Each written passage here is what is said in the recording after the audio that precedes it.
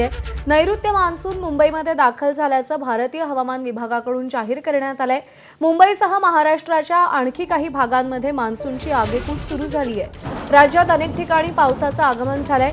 पुणे, नाशिक, रायगड, रत्नागिरी, सिंधुदुर्ग भागात जोरदार पाऊस सुरू आहे। पुढील 2 ते 3 दिवसात गुजरातच्या काही भागात मान्सून दाखल होण्याची शक्यता आहे। पालघर जिल्ह्यात काही ठिकाणी पावसाची रिमझिम तर काही ठिकाणी मुसळधार पावसानं हजेरी लावली। तिकडे पुण्यातील जुन्नर आणि आंबेगाव तालुक्यात पावसाची एंट्री झाली आणि त्यामुळे शेतकऱ्यांना दिलासा मिळाला। सिंधुदुर्गात कालपासून पाऊस सक्रिय झाला असून जिल्ह्यात दमदार पाऊस झालाय। सर्वाधिक पाऊस देवगड तालुक्यात झालेला आहे। 126 मिलीमीटर पाऊस झालाय।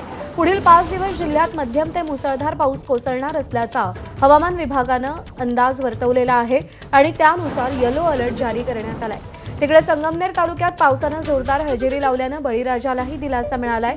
खरीपाच्या पेरणीला वेग येण्याची शक्यता आहे। तर तिकडे रायगडच्या माणगाव, म्हसळा, महाड, पोलादपूर तालुक्यात पावसाच्या हलक्या सरी बरसल्या।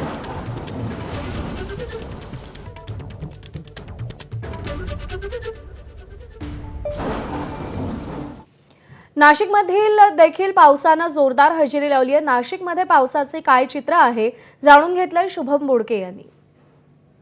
राज्यात मान्सून सक्रिय होत असताना नाशिकमध्ये देखील आता पावसाने हजेरी लावल्याचं आपल्याला पाहायला मिळतंय। खरं तर आज नाशिकला पावसाचा येलो अलर्ट खरं तर देण्यात आलेला आहे आणि आपण बघतोय तर नाशिकमध्ये अनेक ठिकाणी तुरळक पावसाने हजेरी लावली आहे। काल सायंकाळनंतर देखील जिल्हाभरात अनेक ठिकाणी पाऊस जो तो पडल्याची त्या ठिकाणी पाहायला मिळालं होतं आणि आज देखील पावसाचा अंदाज हा वर्तवल्यानंतर शेतकऱ्यांच्या देखील आशा या पल्लवीत झाल्याचं पाहायला मिळतंय। खरं तर यंदाच्या हंगामामध्ये आपण जर बघितलं तर जून महिन्याच्या अगदी शेवटच्या आठवड्यामध्ये पाऊस या ठिकाणी आता दाखल होतोय, त्यामुळे शेतकऱ्यांच्या कामांना देखील आता काहीसा गती येणार असल्याचं आपल्याला एकूणच पाहायला मिळतंय। ढगाळ वातावरण निर्माण झाल्यानं उकाड्यात देखील मोठी घट ही खरं तर पाहायला मिळते। त्यामुळे नाशिकमध्ये देखील आता आपण या ठिकाणी बघतोय तर पावसानं काहीशी हजेरी लावल्याचं पाहायला मिळतंय। अनेक ठिकाणी शहरासह ग्रामीण भागात आणि घाट माथ्यांच्या परिसरामध्ये देखील हा पाऊस त्या ठिकाणी सक्रिय होताना पाहायला मिळतोय। एकूणच जर आपण बघितलं तर शहरातल्या काही भागांमध्ये तुरळक पावसाने त्या ठिकाणी खरं तर हजेरी लावल्यानंतर आता शेतकऱ्यांच्या कामांना देखील त्या ठिकाणी गती येणार आहे आणि एकूण बघतोय तर नाशिकमध्ये देखील आता मान्सून हा दाखल होत असल्याचं आपल्याला चित्र हे पाहायला मिळत आहे।